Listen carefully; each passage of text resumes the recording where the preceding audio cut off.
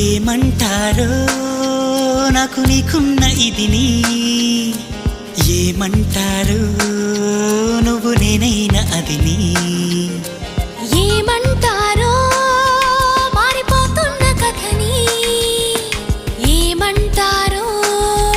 జారిపోతున్న మతిని,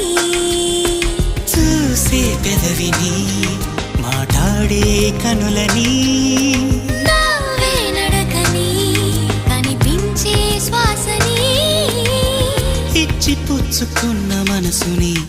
ఇదా అదా యదా విధా మరి ఏమంటారో నాకు నీకున్న ఇదిని, ఏమంటారో